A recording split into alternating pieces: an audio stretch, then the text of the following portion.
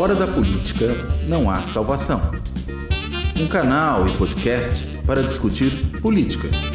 Produzido por mim, o cientista político Cláudio Couto.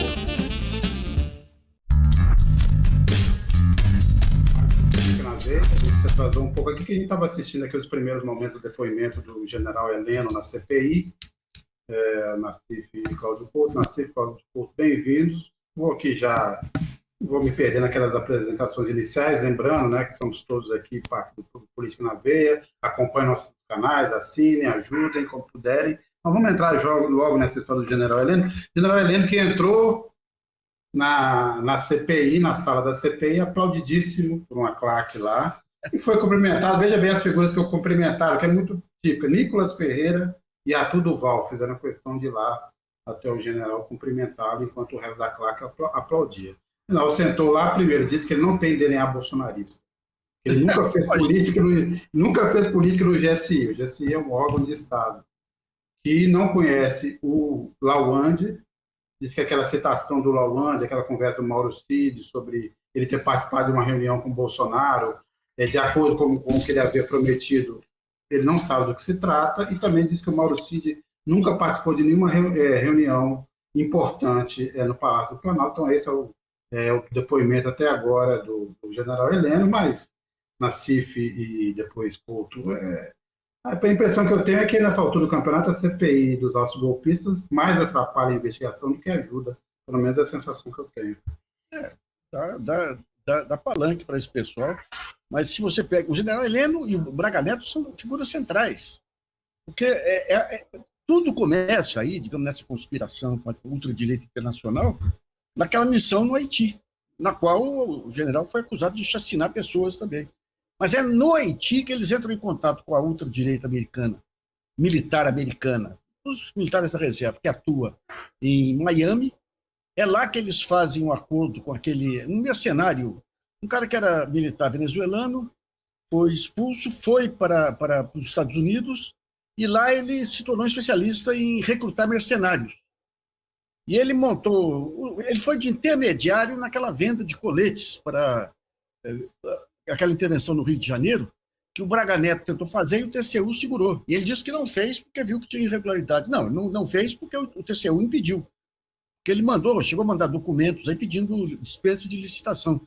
Havia um baita sobrepreço lá, e daí foi interessante, a gente começou a levantar. Se você pega nos Estados Unidos, aqui quando você pega o caso da vacina, a mesma coisa. É um reverendo que monta um portal, que diz que é um portal pela paz, coloca um monte de símbolos lá para dar a entender que tem ligação com as Forças Armadas Americanas, que tem ligação com a ONU, isso e aquilo. A mesma coisa ocorre nos Estados Unidos com 2 dos reverendos que tinham ligações com esse mercenário venezuelano. E daí, quando você vai levantar o assassinato do presidente do Haiti, foi bancado por esses 2 reverendos, falsos reverendos aí, com seus portais. Se você pega aqui a vacina brasileira, a vacina da Covaxin, aquela história do cabo da vacina, é um reverendo, e quem é o diretor dessa ONG, desse reverendo, é um sujeito que não foi para o Haiti, mas tem um clube de caça e tiro, e deu aula para o pessoal que foi para o Haiti sobre armamentos e coisa e tal. E é um sujeito que montou depois uma empresa de prestação de serviços e é contratado pelos hospitais militares. Então o Heleno ele é o ponto central aí, como comandante das tropas do Haiti, ao lado do Braga Neto, para explicar esse envolvimento das Forças Armadas, não apenas com golpe, mas com o que tem de pior na ultradireita militarizada mundial. Olha, é difícil. Eu não sei se eu concordo com você completamente, Sérgio, de que a CPI está mais, ou a CPMI, né, está mais atrapalhando do que ajudando. Eu, na realidade, acho que ela tem um efeito importante, que é, de qualquer forma, mesmo dando um pouco de palco aí para figuras como o general Heleno, né, como o Lawande, que já esteve lá, como Silvinei Vasquez, como Anderson Torres, enfim, toda essa caterva bolsonarista, o fato é que ela os expõe. E ao os expor e ao os levar a um espaço público no qual eles são obrigados, mesmo que né, tergiversando, a dar respostas sobre sua participação no governo, que foi um governo criminoso sob vários aspectos, desde a questão da pandemia, que até o Nassif muito bem lembrava aí, até a questão das várias, né, tentativas aí de destruição do Estado Democrático de Direito, de sucateamento de áreas fundamentais do serviço público. Eu acho que ao fazer isso, de qualquer forma, expõe mais claramente o bolsonarismo. É um tipo de situação que vai, de alguma forma, ser reproduzida nas redes, ser reproduzida nos grandes meios de comunicação, e isso acaba atingindo as pessoas. Então, eu não acho que ela vai produzir nada efetivo em termos de novas investigações. Isso aí a Polícia Federal tem muito mais capacidade de fazer e vem fazendo. Mas eu acho que ela tem a capacidade de alguma forma, levar essa informação para mais longe do que o noticiário puro e simples sobre as investigações leva. E a pessoa, estando ali sentada, tendo que dar respostas, e às vezes, né, embora do ponto de vista individual, seja proveitoso para o indivíduo ficar calado, né, porque ele não pode querer se incriminar, do ponto de vista da imagem política que isso gera, é muito impactante, né? Porque o indivíduo que se recusa a falar nesse contexto, ele é percebido pela cidadania como alguém que tem algo a esconder. E na disputa política, né, no debate político, isso é muito importante. Então, entendo que essa é a função principal da CPMI quando convoca essas figuras do bolsonarismo. Agora, claro, né, ele vai chegar lá, vai ter a claque, vai bater palminha para ele, como aconteceu com o Cid também, né, que foi lá levar tapinha nas costas, só que agora o Cid está entregando todo mundo, né? Gostaria de saber, né, se o Cid voltar à CPI, se ele vai ter o mesmo tratamento que teve antes, né? Acho que ele nem vai por hora, porque para a própria CPMI não interessa convocar o Cid enquanto ele está ainda no processo de colaboração com a Polícia Federal, porque afinal de contas, neste caso aqui, para a investigação, o segredo é a alma do negócio. Então ele entrega as informações, vai falando, permite que haja novas diligências, produção de provas e tal. Agora, vai ser interessante num segundo momento, quando ele já tiver passado todos esses dados e a investigação tiver avançado, que ele vá à CPMI e seja novamente instado a dar resposta. Se ele já deu as respostas que tinha de dar para a polícia, se já foi feito um acordo de ilação premiada, e ele sabe que vai ter a sua pena abrandada por causa disso, talvez ele até tenha na CPMI uma boa oportunidade de falar muita coisa, e aí realmente ela vai ter um impacto ainda maior. Mas vamos ver, de qualquer modo eu duvido que ele vai ser recebido com tanta festa na próxima ocasião, talvez seja recebido com pavor até na próxima ocasião, porque aí vai falar ali na frente de todo mundo, vai eventualmente responder para certos membros ali da bancada bolsonarista, até talvez levando em conta a participação deles nos processos, né? Nesses processos golpistas, eu estou querendo dizer. Enfim, mas eu acho que ela acaba produzindo sim esse tipo de efeito, mas não dá para a gente levar a sério, claro, não dá para imaginar que tenha seriedade uma figura como o general Heleno. Né, aquele que fala que nunca se meteu em política, mas que logo depois da vitória eleitoral do Bolsonaro em 2018, subiu no palanque e gritou, né, fazendo ali a referência, né, aquele samba clássico lá do Exporta Samba, né, que é se gritar ladrão, não fica um, meu irmão. Ele gritava, se gritar centrão, não fica um, meu irmão.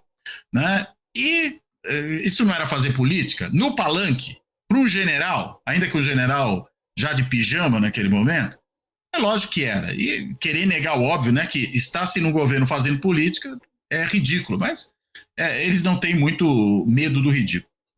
Mas eu acho que tem um dado importante dessa fala do Heleno, porque ele confirma nas entrelinhas aí a existência do Partido Militar. Porque se pegar o governo Bolsonaro, você tem um pacto que é feito entre Bolsonaro e o Vilas Boas. É um pacto que ocorre lá, e esse pacto é em torno da GLO e da morte da Marielle Franco. Você tem a intervenção no Rio de Janeiro. 5 dias depois, a Marielle é assassinada. Uma das linhas de investigação, que está sendo retomada agora, eles supunham que foi pessoas que eram contra a intervenção, mas pessoas ligadas aos porões, a exemplo do que ocorreu com aquele show que teve lá nos anos... No Rio Centro. No Rio Centro, né? O atentado do Rio Centro. E eles, quando prendem o autor lá do atentado, o assassino, eles pegam o Google dele e ele pesquisando os nomes que mais criticavam que estavam mais interessados em fiscalizar a GLO.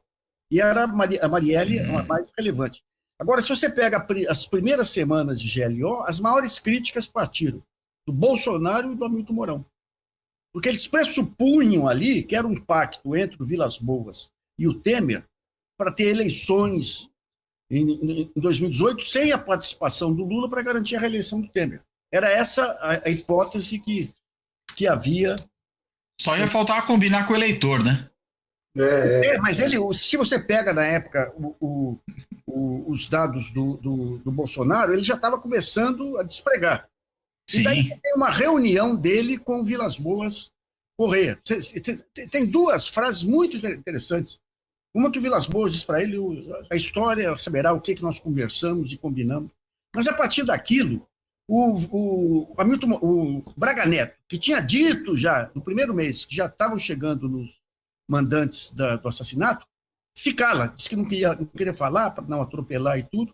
Quando chega primeiro, comecinho do mês, do ano, que muda tudo, o Vilas Boas fala aquela frase significativa: a salvação do Brasil dependeu de 3 pessoas: Jair Bolsonaro, Sérgio Moro e Braga Neto. E Braga Neto é colocado no ministério mais relevante do Bolsonaro, que é a Casa Civil. Então está tudo ligado ali. Vocês já tinham percebido, o Bolsonaro começa em 2014, aí naquela grande instituição acadêmica que não pode mudar o currículo, porque só forma gênios, aí, que é a Academia Militar das Agulhas Negras, para fazer proselitismo. E ele começa a ganhar. E quando tem esse pacto aí do Vilas Boas, ele já estava disparado. E daí quando vem o atentado, daí, na hora que eu vi o atentado, qualquer pessoa está eleito. Está eleito, né? Então, quando E é uma coisa interessante, eu tenho um conhecido aqui em São Paulo, um velho político aqui, que, por cargas d'água, ele não é de ultradireita, mas ele passou a ser procurado pelos olavistas que estavam no governo. Esse Felipe das Quantas aí, aquele ator pornô e tudo, para contar, para pegar orientações. E o que eles diziam? A inteligência militar estava atuando a 1000 por hora. Na hora de disputar cargo, vinha um cargo lá dos olavistas, imediatamente tinha um dossiê dos militares derrubando, inclusive o tal do descendente da família imperial aí, que saiu, depois que soltou um dossiê falando de umas farras que ele costumava fazer. Né? Então, digamos, essa fala do Heleno tem que pôr um divisor não é um divisor de águas, mas é um divisor de investigações aí e começar a ir fundo no Partido Militar. Porque se você vê agora, hoje, ontem tinha uma matéria muito boa do Marcelo Godoy para desmentir aquela farsa do coronel Cid, que o comandante do Exército ameaçou o Bolsonaro de prisão. Para com isso! Sim, sim. O que diz o Marcelo lá? O comandante do Planalto, aquele general Dutra, resolveu desativar aqueles acampamentos à beira do quartel. Resolveu desmontar. E não falou nada com o comandante do Exército, porque sabia que o comandante era contra. Daí o comandante, quando percebeu, ligou para ele, deu um esporro nele e mandou manter. E por que ele fala isso? Por que o general Dutra fala isso? Porque nas investigações tem uma conversa dele com o Flávio Dino. O Flávio Dino deve estar em algum depoimento. Ele conversou com uma jornalista que me contou. O Flávio Dino fala: poxa, quando eu fui tentar desmontar lá, ele me peitou, disse que eu não passava dali. Então, digamos, ele ia ficar com uma culpa que, na verdade, era do comandante do Exército. Então, se for pensar bem, você tinha militares dignos que estavam lá nas Forças Armadas, comandando as Forças Armadas e o Ministério da Defesa. Não aceitaram a conspiração do Bolsonaro. Foram demitidos. E no lugar dele entraram esses comandantes dispostos a fazer a conspiração. Então, digamos, se o pessoal for esperto, pega esse negócio do Roberto Heleno para levantar realmente aí o que é o Partido Militar, né? É surreal essa história de que imagina ser comandante do Exército, e se você fizer isso, será preso. Bastava olhar para a cara daquele comando militar, nunca faria isso. O Vinícius.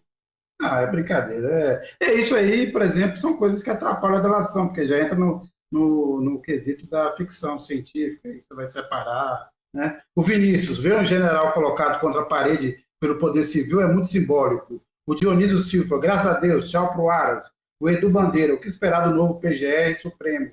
Mais ativismo judicial, claro. E o Carlos Almeida, Heleno na CPI, como diz o Nassif, esse aí, quando pensa, sai até fumaça. É aquela fumaça que saiu lá dos tanques. É bem o general Heleno. Que ali, né, estava lendo um texto, se confundiu várias vezes e tal. Tá queimando óleo. E não estava vendo o relógio. Agora, só lembrando, a CPI tem 5 sessões só, para a gente depois aqui ir para outro tema. Houve, antes do depoimento do Heleno, tinha uma discussão, uma vontade da minoria de convocar o chefe da Força Nacional. Eles insistem na tese de que a Força Nacional não fez nada, porque queria deixar que a coisa rolasse, para dar uma desculpa para o governo Lula prender todos esses cidadãos de bem que apenas se manifestavam pacificamente. Eles insistem nessa tese, deve ser convocado. Então, mas lembrando que já foi dito e repetido várias vezes que a Força Nacional não poderia fazer nada sem um pedido do governador do Distrito Federal. E o pedido nunca veio. O Sérgio Moro nem sabia disso, né?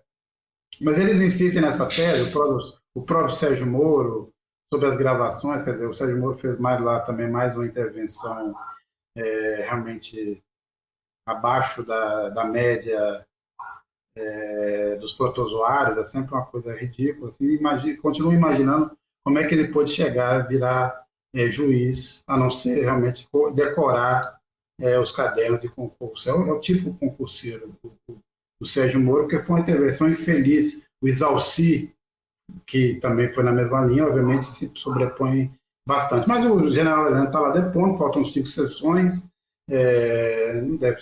vão tentar trazer o almirante Garnier, mas assim, não se espera muito mais emoção nessa CPI. Vamos ficar aqui agora dependendo da investigação da Polícia Federal e do andamento do inquérito no Supremo, mas a gente já entra aqui, por falar em Supremo, a gente teve a troca de comando aí, a Rosa Weber não só deixa a presidência, mas deixa também o Supremo Tribunal Federal. O Lula ainda não indicou, a gente também vai falar um pouco sobre esse assunto aqui, mas começando, Couto e depois Nassif, o que a gente pode esperar, como é o título desse programa hoje, da gestão do comando, da presidência do Luiz Roberto Barroso à frente do Supremo? Olha, eu imagino que a gente deva esperar pelo que vem sendo essa transformação pela qual o Supremo passa desde o começo do mandato da Rosa Weber, uma maior institucionalização do Supremo, né? E por que eu digo isso? Não tanto pelo comportamento do Barroso no passado, né? Mas por conta de uma certa mudança de comportamento que alguns magistrados do Supremo, incluído aí o próprio Barroso, têm tido desse período para cá, esse período que eu mencionei do mandato da Rosa Weber. Você pode até situar isso um pouquinho antes, mas acho que com ela isso fica muito claro. Ou seja, tentar produzir uma certa redução daquelas decisões monocráticas que criam um baita do problema, né, de você reforçar a colegialidade da casa, de você levar decisões importantes para pelo menos a decisão nas turmas, quando não nas turmas no plenário virtual, ou eventualmente até em casos mais sérios, né, no pleno do Supremo. E eu acho que o Barroso tende, pelas posições que ele vem assumindo recentemente, pelo entendimento que ele vem travando também com a Rosa Weber, a conduzir o tribunal nessa direção. E acho que tende a ser também, de novo, considerando as várias mudanças pelas quais o próprio Barroso vem passando nesses últimos tempos, um tribunal com uma relação mais tranquila com o Poder Executivo e, eventualmente, até com o Congresso. Eu digo eventualmente porque o Congresso, a gente viu, começou agora, pelo menos na sua ala mais reacionária, como as alas reacionárias costumam fazer, a reagir muito fortemente contra certas decisões do Supremo. Está reagindo contra esse posicionamento da Rosa Weber relativamente ao aborto, embora só seja até agora o voto da relatora do caso, reagindo, no caso da bancada ruralista ali, contra a decisão referente ao marco temporal, né, com comentários exaltados, inclusive até um senador de Rondônia, se não estou enganado agora, um senador que falou que o Supremo começou a nos levar para o comunismo, né, um senador do PL de Rondônia. É evidente, a gente olha para o Supremo e vê que são todos comunistas ali, tirando os 2 indicados pelo Bolsonaro.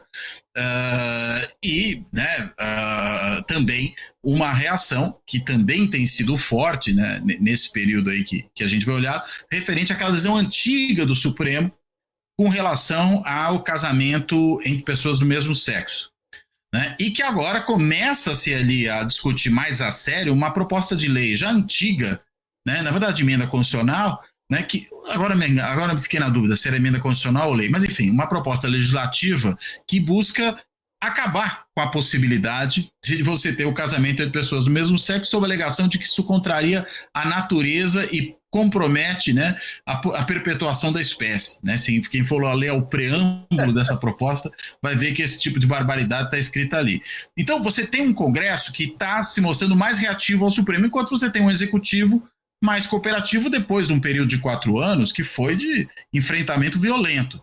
E eu imagino que a gestão do Barroso nesse momento seria importante para, nessa relação com o Executivo, continuar a manter essa conversa, mas já sou um pouco mais cético com respeito ao Congresso, até porque o Barroso, né, é um entusiasta do chamado neoconstitucionalismo, que tem como uma das suas principais preocupações preencher eventuais lacunas aí deixadas desocupadas pela normatividade estabelecida, né? E aí algumas decisões são talvez mais criativas do que a mera leitura do texto constitucional possibilita, e isso abre mais flanco para você ter enfrentamentos com o legislativo.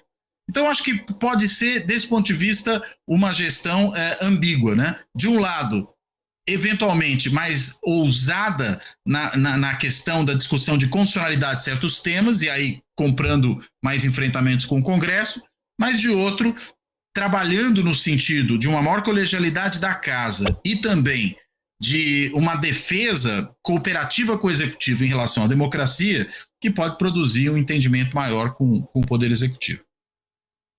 Eu vejo dois campos aí de discussão. A pauta moral, da qual o Barroso aí ele se lançou, o marketing dele foi em cima da pauta moral, atuando pro bono em vários casos, e a pauta social.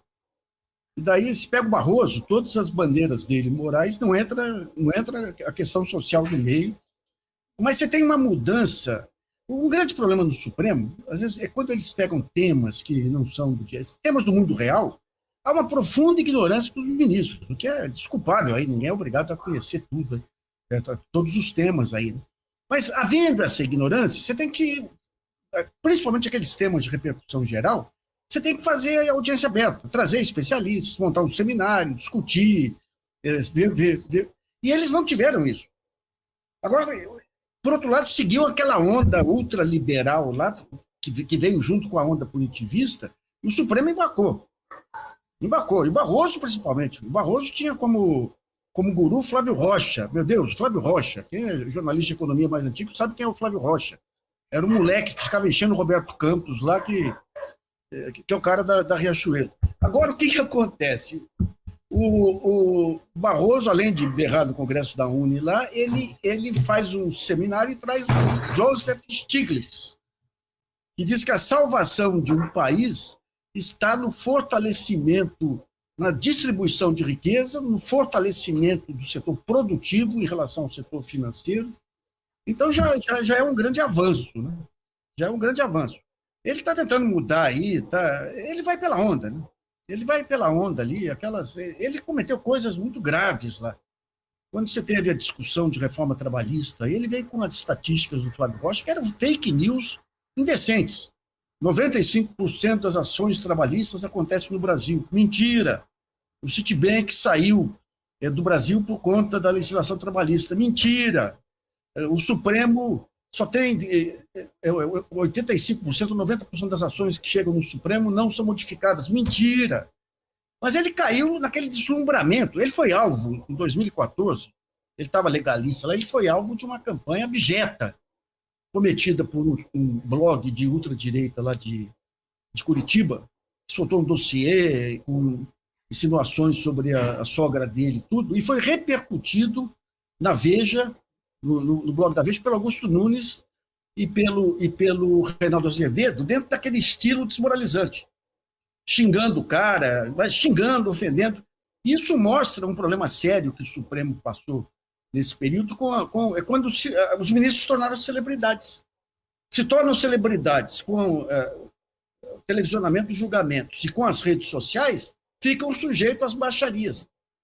E, digamos, uma ofensa que vem para um cidadão comum e para um jornalista é muito menos assimilável para o ministro da Corte. Então, foi esse movimento que permitiu que a mídia conduzisse os ministros através do chicote e da cenoura, ou pela lisonja, né, a grande frasista Carmen Lúcia, o grande poeta Aires Brito, e pela ameaça, que fizeram com Lewandowski e outros. Né? Então, eu tenho a impressão que há um aprendizado. Agora, não sei se há um aprendizado da parte do Barroso. Né? Aquele negócio dele ir na reunião da UNE, berrar, isso aí não é coisa de ministro supremo. Né? Então, Diga, Nassif. Ele conter essa brincadeira, né? Você abre a geladeira, você acha que é uma câmera de televisão, já vai falar, né? Ele vai precisar conter. Ele está com intenções de mudança aí. Até eu acho que eu fui o principal crítico dele nesse período, mandou um convite para assistir a posse e tudo, mas vamos ter que ficar de olho. Ele coloca, por exemplo, como assessor um economista do CAD, Conselho Administrativo de Direito Econômico. O CAD foi totalmente apropriado pelos interesses internacionais a partir do mesmo modelo das Forças Armadas e mesmo modelo de procuradores e juízes. Em cursos nos Estados Unidos, eventos em hotéis de luxo, tudo. O que o CAD fez naquele negócio da Petrobras é indecente. Obriga a Petrobras a vender suas refinarias para haver mais competição no mercado. Mentira! Cada refinaria é monopolista na sua região. Então, digamos, o CAD, esse CAD aí, e mais um pedaço, é uma das piores heranças aí desse... Não é questão de estatal, não é questão de privado. É questão de saber objetivamente quando que a estatal é relevante, estratégica, e quando não é estratégica, vai para o privado. Então, vamos ter que ficar com o pé atrás com ele aí. Não, o Barroso tentou, na verdade, se colocar inicialmente, logo que ele foi nomeado ali já na fase dos embargos, não sei se vocês lembram disso, já nos embargos de declaração do mensalão, ele tentou uma jogada ali para se posicionar no setor público, de ocupar o papel que o Joaquim Barbosa tinha feito no passado, de se contrapor ao Gilmar Mendes. Me lembro dos embates, aí muita gente se empolgou, porque o Gilmar Mendes e tal. O Barroso era advogado do Daniel Dantas.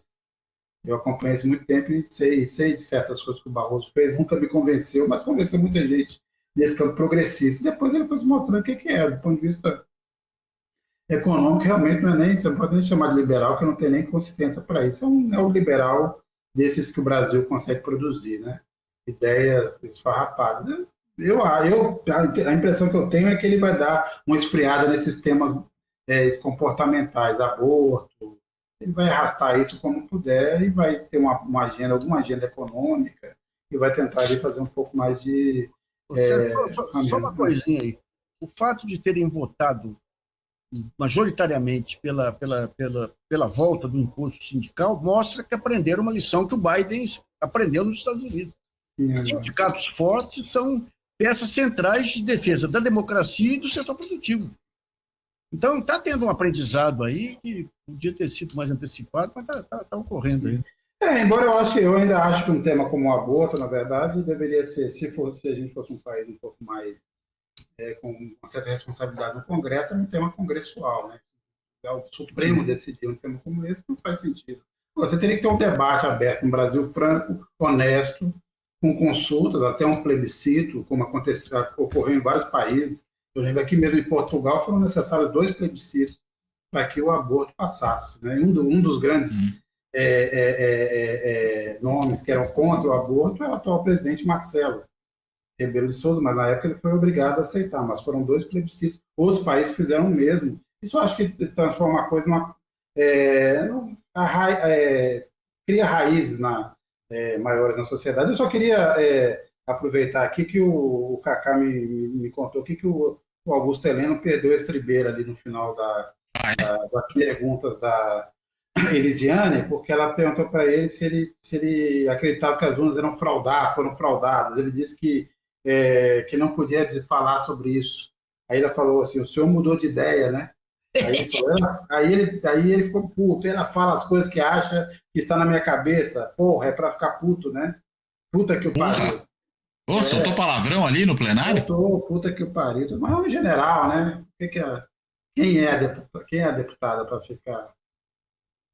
Mas enchendo a paciência, a senadora, na verdade, ficar enchendo o saco de um general que com tantos serviços prestados no Brasil. Mas esse é o general Heleno, no fundo, né? Lembra que ele, sabe, me lembra uns filmes, tem uns filmes nonsense. Ajudante de ordens do Silvio Frota. Ele falou isso, foi ajudante de ordem do ministro da Justiça, mas não sei qual o ministro da Justiça.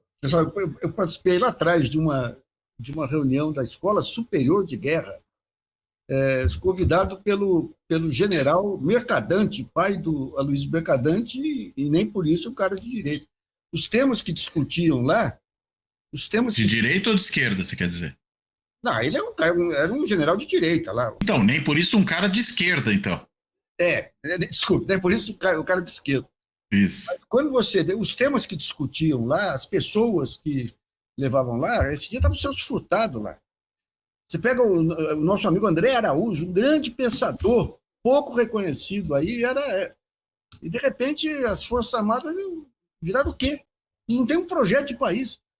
A parte tecnológica, que era a parte que mais dava orgulho das Forças Armadas, você vê, tentaram vender a Embraer, não houve uma reação.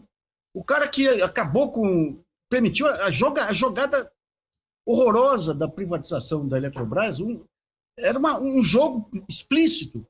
Era um almirante que era o comandante da questão energética na Marinha, né? Sim. Agora, Nassif, quem conta isso bem, assim, quem entende bem esse processo é o Dark Costa. Já conversei com ele algumas vezes. Ele disse que um fenômeno que aconteceu, além de tudo, além do atraso, vamos dizer assim, do entendimento da realidade, umas Forças Armadas ainda presas no conceito da Guerra Fria, não da Guerra Fria, da Guerra Fria que está se desenhando em tese, mas daquela Guerra Fria dos anos 60 e tal, foi a infiltração da Fundação Dom Cabral, do ISPER, que passaram a dar aula nas escolas superiores, quer dizer, a montar programas. Há uma contaminação aí também, de um certo pensamento. Se você pega, a partir dos anos 90, se teve uma praga que contaminou tudo, o Ministério Público, que está muito ligado, digamos, ao chamado empreendedorismo. Quando vem o discurso do empreendedorismo, vem o discurso aí do mercadismo. Aí eu lembro uma frase, uma declaração do Paulo Guedes na época: se colocar 30 pessoas numa sala, é um machado, para todas elas vão sobrar só 10, mas o resultado vai ser melhor para todos. Como se os 20 que fossem mortos não fossem produtivos. E como se a energia dos 10 que mataram não pudesse ser aproveitada. E esse espírito do senhor, ele invadiu a área pública e a área militar quando o governo Lula resolve fortalecer essas duas áreas. Então, melhora o salário do Ministério Público, melhora o salário. E daí você passa a ter aí um cara com cabeça de CEO. Eu lembro um dia, eu fui num evento lá em Maceió, e tinha um cara que era, não sei se era PEX na época, acho que era da PEX. Ele falou: nós somos em 6 lá. Todos fizeram cursos lá fora, graças ao Estado brasileiro. Graças aos governos do PT aqui, eu sou o único que reconhece isso. O resto não é funcionário público mais, é CEO.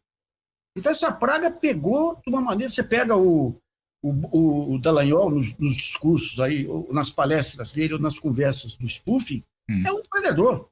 Ele usa o Ministério Público como a chamada vaca leiteira para garantir a receita, a renda mensal, e é CEO. Pô, vamos pegar esse golpe aí da Fundação Lava Jato. Hoje eu coloquei ontem uma matéria sobre as negociações que ele fala. Você pega o spoofing, ele fala: o Moro autorizou a gente pegar um banco pan-americano. Uma minha dica de banco aí. Vamos com tudo em cima deles, vamos arrasar, e daí vai facilitar as negociações com os bancões. Daí você pega a matéria de 2017 aí, sobre os bancões, aqueles que por onde transitava o dinheiro do Youssef. Entra Citibank, que era o mais implicado de todos, entra Bradesco, entra outros bancos. Daí você pega outro trecho do Dallagnol. Poxa, eu recebi um convite do Citibank, ó, que bom, será que eu aceito? Será que eu não aceito? E daí, quando você vai no final do processo, você entra lá no site da Lava Jato, você coloca Banco Pan-Americano, aparece o processo. Banco Prosper, aparece o processo. Citibank, não tem nada. Ou seja, foi o maior negócio. E todos esses acordos que eles fizeram com a interveniência aí da Transparência Internacional Brasil. Sim, que é muito importante. Agora, a gente está falando isso, a gente teve agora, hoje, terminou o mandato do Augusto Aras na PGR, e ao contrário do que um certo colonismo político alimentou aí na falta de notícia, não havia, nunca houve nenhuma chance do Aras permanecer nesse cargo.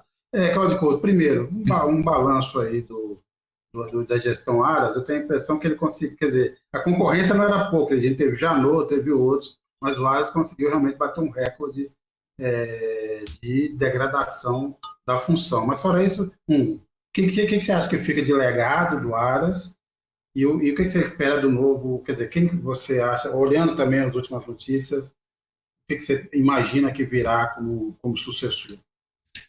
Olha, bem, se a gente olhar as notícias, vai ver que tem 2 nomes aí que têm sido os nomes favoritos, né? O Gonê, apoiado ali por alguns ministros do Supremo, no caso Gilmar Mendes e o Alexandre de Moraes, e o Bigonha, que é sobretudo simpático ao pessoal do PT, ao grupo Prerrogativas, enfim, a esse grupo da área jurídica mais próximo do presidente Lula. Se eu tivesse que fazer uma aposta, apostaria no segundo, mas não sei o quanto o Lula está querendo compor com esses 2. De qualquer maneira, acredito que a grande preocupação que tem alimentado essa deliberação do presidente acerca de quem vai indicar para a PGR é ter um procurador-geral da República que não seja um perseguidor do governo. E isso com base na experiência recente, né, do governo Dilma para frente, ou mesmo do governo Lula, né, quando a gente considerar lá os primeiros episódios relativos ao mensalão e o julgamento que acontece aí já mais adiante, já durante o governo Dilma, né, e depois a atuação do Janot, que você bem lembrou aí, que foi um procurador terrível, e veja, por razões diametralmente opostas àquelas do Aras, né? Dá para ser um péssimo procurador-geral da República, tanto por ser completamente subserviente ao governo, que é o caso do Aras, ou foi em alguma medida, mas o Aras consegue ser pior. O caso lá atrás, né, do engavetador-geral da República durante o governo... Brindeiro. Como? Geraldo Brindeiro, durante o governo Fernando Henrique Cardoso, né, que também era muito lento, mas é que o Aras ele ultrapassa todo o nível de cumplicidade com o governo, né? Inclusive em questões de uma gravidade absurda, como é o caso aí do que aconteceu durante a pandemia. Então, eu não imagino que mesmo um escolhido do Lula agora, que venha a ser um procurador com mais diálogo, com mais interlocução com o executivo, seja um Aras, né? Não creio que vai ser também o Janot, o perseguidor do governo, ou mesmo o Gurgel, né, com quem também havia uma relação muito complicada. Presumo que vai ser um meio termo entre esses 2. Às vezes, quando se fala do Lula escolher essas 2 coisas, se fala que o Lula vai escolher o seu próprio Aras. Eu não chegaria a tanto. Eu não acho que algum desses 2, né, ou que eventualmente algum terceiro, que porventura no Sul, seja capaz de tanta degradação, né, de um puxa-saquismo absurdo, inclusive em público, né, e de situações patéticas, né, como essa despedida do Aras aí no encerramento da sua carreira na PGR, e patética dele e patética do Toffoli, que até eu achei que ele não estava ali muito, como que eu vou dizer, não estava dominando muito bem o discurso, parecia que estava com o discurso um pouco ali pastoso, uma coisa estranha, né? Tava com dificuldade de falar, talvez, né, embargado pela emoção do momento, mas o Toffoli, enfim, perdeu completamente o limite do que pode ser a postura do ministro Supremo diante daquele tipo de procurador-geral da República. Era melhor uma fala protocolar, era melhor talvez nem ter ido aquele encerramento, porque o Aras é aquele que não merece que se vá ao encerramento da sua gestão, né? Agora, imagino que o que a gente vai ter é uma Procuradoria-Geral da República mais civilizada. E aí civilizada implica ficar longe desses 2 extremos.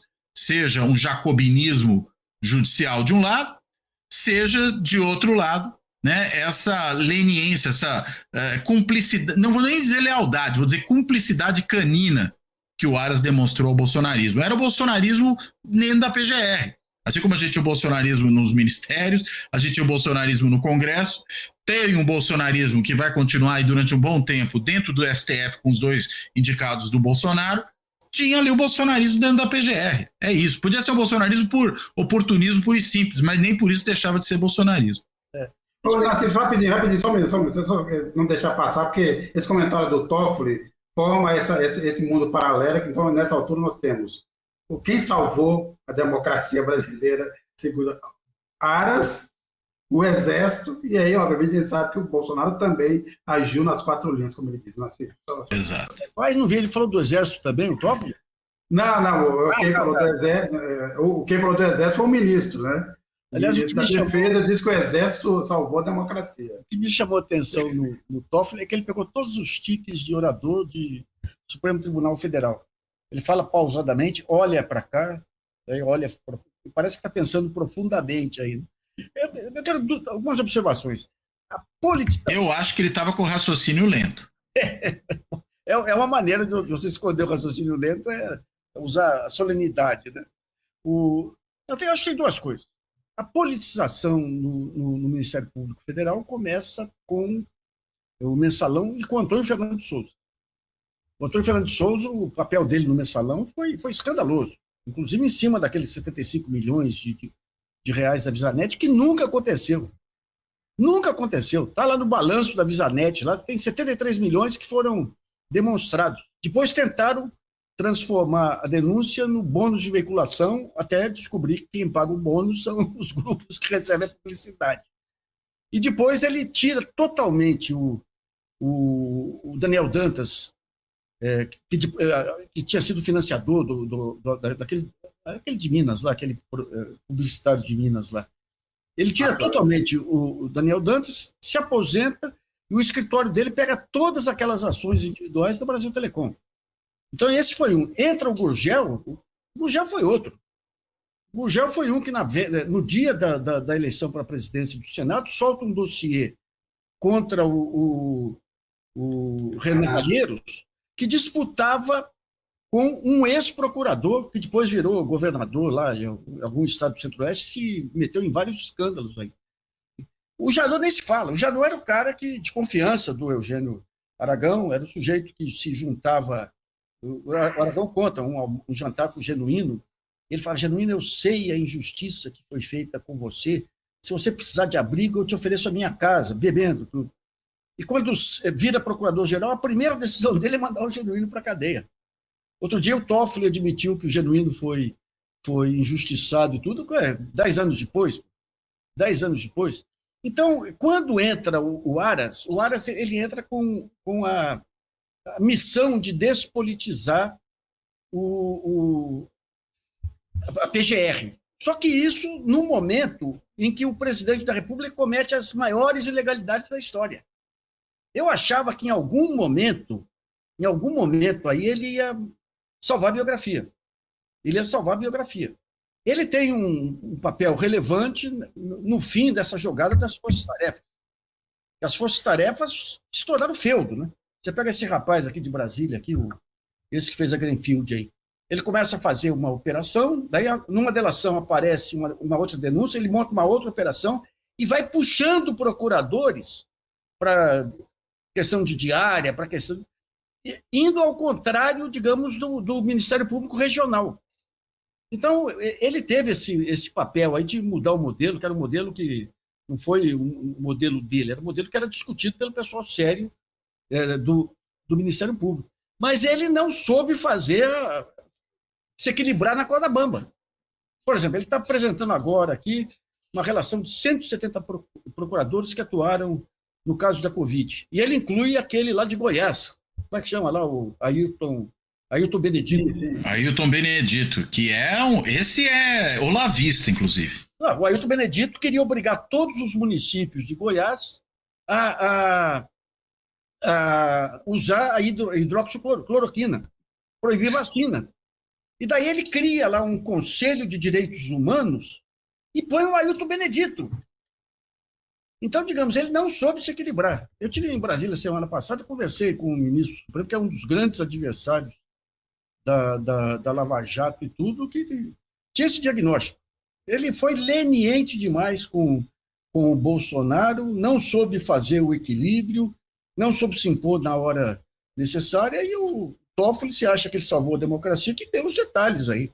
A única maneira que ele salvou a democracia foi acabar com esse recurso da força-tarefa, foi despolitizar o Ministério Público ao preço de abrir mão de suas atribuições de defesa dos direitos difusos, né? O Ministério Público, eu acho que as pessoas gostam muito de falar em refundação, eu sempre acho exagero, mas o caso do Ministério Público está se aproximando disso. Eu queria até que daqui a pouco que o Nassif falasse de um assunto que ele está apurando, sobre um procurador especificamente. Nassif, já te passo, mas eu queria ouvir o Cláudio, mas também queria fazer só uma observação. Nós temos o Boné Branco e o Bigonha. Olhando os jornais brasileiros dessa última semana, é uma campanha feroz, crescente contra o Bigonha, o que me parece talvez ele seja mais bem cotado para o cargo do que parece, porque tem saído ali, hoje mesmo já tem 2 notas contra o Bigonha, plantadas no Metrópolis, plantadas no UOL, quer dizer, parece que o Gilmar Mendes está realmente muito insatisfeito com essa possibilidade, o que me parece talvez, a impressão que eu tenho é que o Bigonha está bem na fita. A história do Metrópolis era que o Bigonha foi muito mal na conversa com o Lula, praticamente não falava, como se alguém tivesse perto de um ídolo e não conseguisse falar. A informação que eu tenho é totalmente contrária. Aqui foi uma boa conversa, mas eu tive outra informação a respeito. Mas, Couto, quer dizer, obviamente, esse equilíbrio é que vai ser complicado numa corporação, e isso aconteceu com várias corporações brasileiras, embora nesse momento me parece, por exemplo, que a Polícia Federal está ali se ajeitando, embora a gente pode, em algum momento, ser surpreendido por alguma explosão interna da Petrobras. Não parece que nesse momento a Polícia Federal está se recolocando depois também de todos os arbítrios que cometeu nos últimos anos. Você acha que uma troca, que isso vai ser mais complicado no Ministério Público do que tem sido na PF, ou basta ter um nome ali capaz de fazer essa articulação tão complicada que você falou que é necessário? Equilibrar entre os dois. Eu acho que na realidade não é só a questão desse ponto, né, que eu indiquei, que teria que ficar meio caminho entre o extremo do Janot e o extremo do Aras, mas é também a questão das características institucionais do Ministério Público.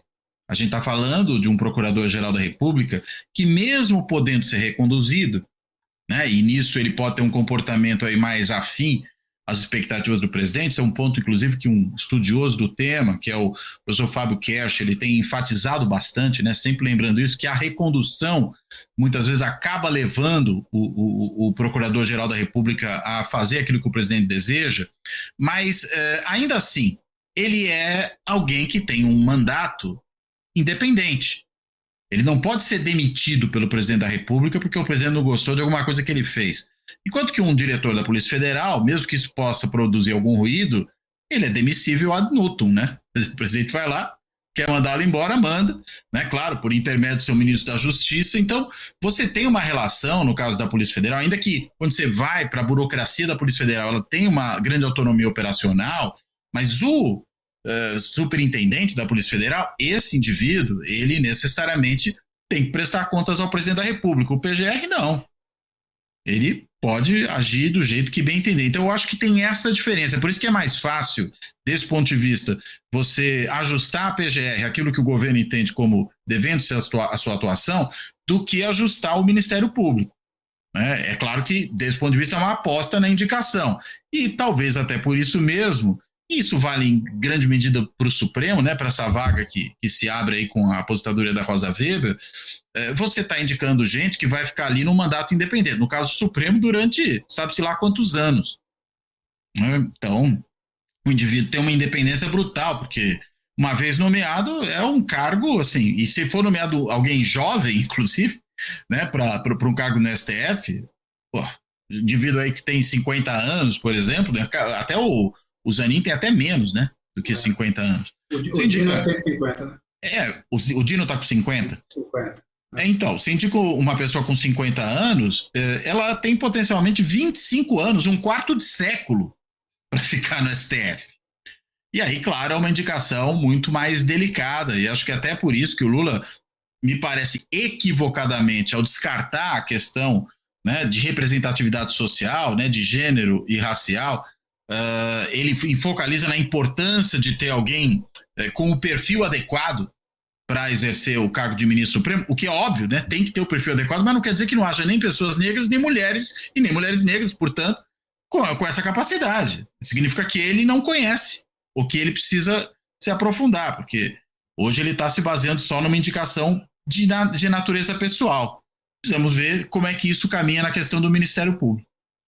Agora eu vou te falar, isso aí mostra também a extrema maneira como o PT se afastou dos movimentos sociais. Né? Sim, sem Tem dúvida. uma jurista negra que nesse período todo tenha sido preparada, porque para ser ministro supremo tem que ter o conhecimento, tem que ter as bandeiras, mas tem que ter o conhecimento de funcionamento de instituições, e o PT não preparou nenhuma nesse período. Né? Agora, em relação ao Ministério Público, falaram, a PGR, falaram agora também como é que chama lá? O quê? Não, você tem o Ayrton Benedito, Ailton Benedito, você está falando? Já falou. Mas tem um que foi procurador federal dos direitos do cidadão, que foi contra a Lava Jato desde o início. Aí que está sendo cotado. E está sendo. Não, assim, parece cortina de fumar. Bem, você deve ter mais informações aí. Eu acho que é cortina de fumaça. Eu acho que está entre o Gonê e o Bigonha, me parece. A gente brinca, o Bigonha tem uma grande virtude, é um grande pianista e tudo, né? Mas a gente brinca que o Bonet a gente sabe tudo que pensa e o Bigonha a gente não sabe tudo que pensa. E tudo que o Bonet pensa a gente não gosta, porque é um conservador. É um conservador. Aliás, votou, ele já defendeu a prisão em segunda instância faz pouco tempo. Quando estava naquela onda, né? Mas é interessante o jogo de balões de ensaio aí, porque, veja bem, você tem várias... O que você quer de um procurador, de um ministro do Supremo? Mudando um pouquinho o que você estava falando. Você quer que ele seja um legalista, que não vá contra que não politize o Supremo, mas quer também saber quais são as posições dele em relação a questões sociais e tudo. E o Lula está se afastando demasiadamente, por conta aí das injunções de Centrão e tudo, das bandeiras principais que ele carregou a vida toda. Ele pegou as bandeiras, levou lá para fora, está fazendo um trabalho excepcional na geopolítica mundial, na diplomacia mundial, mas aqui internamente cada vez está fugindo mais das bandeiras. E é interessante que o Stiglitz vem e fala para você fazer uma mudança desse modelo financista aí para um modelo de crescimento dinâmico, com justiça social e tudo, você precisa de medidas drásticas. Né? E o Lula está nessa, aí amarrado com todo esse desgaste, essa herança maldita do bolsonarismo, e se afastando cada vez mais das bandeiras originais dele internamente. Isso aí a médio prazo é complicado porque vai perdendo também a garra da participação popular aí na defesa dos seus projetos. Eu acho que tem também uma coisa do Lula preciso resolver só minha biografia depois de tudo que eu sofri. Me parece aquela coisa, depois de 1000 dilúvios, em alguns casos, em algumas decisões que o Lula está tomando. Quer dizer, me basta alguém que não vai me encher a paciência durante o meu mandato, depois se vê. Agora, Nassif, a gente já está aqui em altas horas. Conta só uma história aí, você está aí revelando o caso aí de um promotor, já que a gente está falando justamente do que se transformou o Ministério Público nessas últimas décadas, e principalmente depois do que aconteceu na Lava Jato. Conta só um pouco para a gente aí do que você tem os ministérios públicos estaduais aí que são um pouco analisados aí, mas estão um horror, né? Esse promotor está há mais de 10 anos aí, ele foi para São João da Boa Vista, passou a atuar politicamente lá, se aliou ao presidente da Câmara lá, passou a cometer toda a sorte de abusos sem que o Conselho aqui do Ministério Público aqui em São Paulo e o Tribunal de Justiça de São Paulo tomasse qualquer atitude. Ele tem ligações com o Capesa, aí o Capesa é esse deputado federal, tem um irmão, aliás é um grande jurista o Capesa aí, fez a campanha do Capesa e tudo, mas é uma perseguição inclemente contra os adversários. Ele pega um médico lá, o médico sai da Santa Casa, tinha pedido uma CPI da Santa Casa porque achava que tinha coisas erradas, vai numa UPA e pega 2 tubos de remédio de R$5 que não tinha na Santa Casa. Ele abre um inquérito, primeiro por furto e depois afastou o cara, liquidou com o cara. Tem uma advogada de São João que ele abriu já 500 processos contra ela pelas razões mais fúteis. Depois os processos são arquivados, mas o Jornal de São João, que já foi um bom jornal do município, uns 30 anos atrás, ela repete, liquida com as pessoas. Então, isso aí por quê? herança da Lava Jato. Quando a Lava Jato vem, o poder do procurador, do promotor local fica tão grande, e ele passou a dominar o Conselho de Segurança, lá com ascendência sobre polícia e tudo, é tão grande que o prefeito se dobra a ele. Por exemplo, estavam discutindo plano diretor da cidade, se aumentava ou reduzia o perímetro. Daí o outro procurador, parceiro dele, manda um aviso à Câmara. Quem votar contra a redução do perímetro vai ser investigado e vai ser aberto inquéritos contra ele. Como que pode? É surreal, né? É surreal um negócio desse. E a cidade inteira refém desse sujeito. Um sujeito violento, um sujeito... um monte de denúncias contra ele lá. Então, e daí o que acontece? O Ministério Público de São Paulo não tem condição de fiscalizar os seus. Não tem condição. Daí você tem que ir para Brasília. Só agora que o Conselho Nacional do Ministério Público mandou um grupo lá para pegar os depoimentos das vítimas aí. Hoje eu coloquei um sobre ele, bolsonarista, atacando Barroso, atacando o Gilmar, atacando... E amanhã eu vou mostrar como ele pegou uma rádio em Águas da Prata, começou a denunciar uma vereadora que estava estimulando a rebelião contra o governo, estimulando os caminhoneiros a parar e tudo. Começaram a denunciar a procuradora, denunciaram a procuradora, ele pegou a vereadora, ele pegou e segurou a denúncia. Mas é inacreditável. Pô, São João não é para nós, com todo respeito aí, mas não é uma roça. São João é uma cidade que tem deputados, que tem história aqui em São Paulo, e ficou refém, mas refém mesmo. O pessoal morre de medo. Aliás, eu demorei a entrar no caso lá, porque eu tinha conhecido que falavam, se falar alguma coisa, ele vai achar que sou eu, vem em cima de mim. Uma coisa inacreditável. Então, a gente espera agora que o Conselho Nacional do Ministério Público, e daí isso aí amplia a discussão sobre as atribuições do Conselho Nacional do Ministério Público. E a composição também, né? É a composição, e a composição, porque precisa deixar de ser uma coisa corporativa. Isso. E, se pega pela refundação do Ministério Público na Constituinte, o Conselho tinha que ser um negócio mais amplo. Freios e contrapesos. Né? Mas virou um conselho totalmente conservador. Vamos ver agora aí a atuação do Luiz Felipe Salomão, também que é um cara complicado também, né? Mas vamos ver se essa atuação, se o Conselho Nacional do Ministério Público cumpre o que o Conselho Nacional de Justiça está fazendo, de colocar um mínimo de disciplina aí nos tribunais estaduais e tudo, né?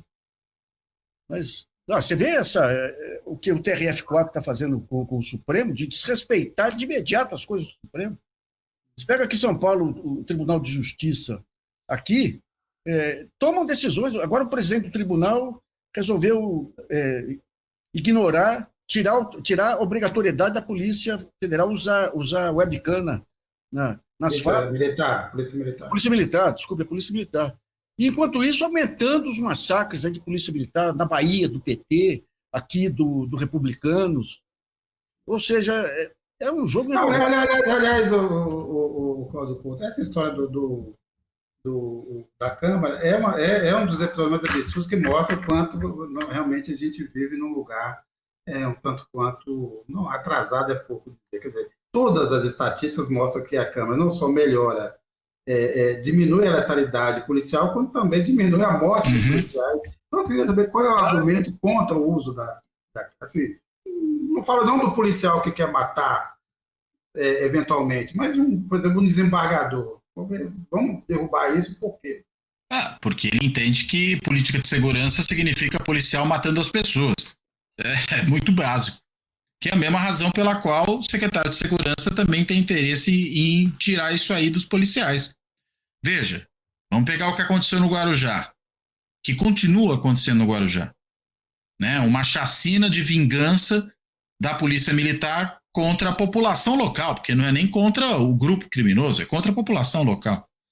E a gente sabe que em vários daqueles momentos simplesmente as câmeras estavam desligadas. E ficou tudo por isso mesmo. Por quê? Porque o secretário de Segurança é o responsável por isso, e em última instância é o governador, Tarcísio de Freitas.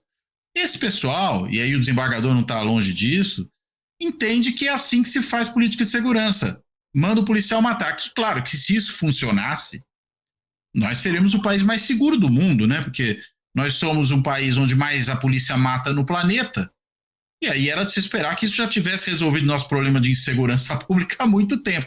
E a gente vê que é exatamente o contrário que acontece, né? Que, na realidade, só piora a situação da segurança pública no Brasil. E morrem policiais também. Por isso que foi bom você ter chamado a atenção para esse fato, de que a câmera, ela não apenas reduz a letalidade policial, mas ela reduz a letalidade dos policiais também, que morrem menos. Então, me parece que é uma questão de uma... como que eu vou colocar isso aqui? De uma certa perversão ideológica. Né? Não dá para chamar de outra maneira isso. Você vê, ele colocou como secretário aqui, o Tarcísio, um cara da Rota, envolvido aí em mortes para todo lado. Esse cara está afastando aqueles coronéis da PM que tinham uma visão mais profissional sobre o combate ao crime aí, que fala do policiamento de mediações e tudo, né? Então, isso aí aqui em São Paulo vai dar rolo pesado. A Bahia, se não houver uma intervenção do ministro da Justiça lá, a Bahia, você vê, um sujeito mata um delegado, um policial. A polícia militar vai lá e mata toda a família dele, rapaz. Como é que pode um país civilizado ter um negócio desse? E o governo do PT lá. Sem contar no assassinato do Adriano da Nóbrega, que foi uma ação da polícia da Bahia, a revelia do governo. Então você tem um poder. Você tem um poder, é interessante, porque quando você pega as polícias, você tem um poder paralelo da Polícia Militar hoje, que tem os governadores reféns. Quando você pega a Polícia Federal, eles estão ganhando espaço pelo trabalho que estão fazendo nas investigações de 8 de janeiro, mas tem a Associação dos Delegados da Polícia Federal, que é mais nefasta que a Associação Nacional dos Procuradores da República. Sim. É o pessoal que soltou um manifesto aí para defender aquela delegada que levou o reitor à morte lá. Érica Marena. Eles são dominados por aqueles delegados lá do Paraná que cometeram toda a sorte de ilegalidades. Eles estão pressionando o Ministério para não avançar naquele caso da escuta ilegal lá na cela da polícia. Né? Rapaz, não tem lugar... Vamos mudar para a roça, viu, rapaz? Esse país está muito... Você vai para, como é que chama isso? São João da Boa Vista. São João da Boa Vista. Com perdão aos moradores de São João da Boa Vista. Bem, continua acompanhando esse caso que o Nassif está cobrindo, o promotor Nelson O'Reilly, na verdade. O'Reilly, nome de pub. É isso. E, obviamente, continua acompanhando a Carta Capital, fora da política não há salvação, sempre aos sábados com novidades. E, bem, até a próxima, Nassif, Cláudio Couto. Até a próxima. Pessoal, até a próxima aí. Abração. Até a próxima, Sérgio. Nassif, fala aí, Nassif. Dá um recado. Se não tiverem o que fazer, vão no Pirabar, lá na Wizard, vai ter uma rodada de choro lá com vários amigos jornalistas aí. Inclusive esse aí? Esse aqui vai tentar lá, se o dedo permitir. Mas tá bom. Então tá voltando o choro aí. Legal. Abraço. Tchau.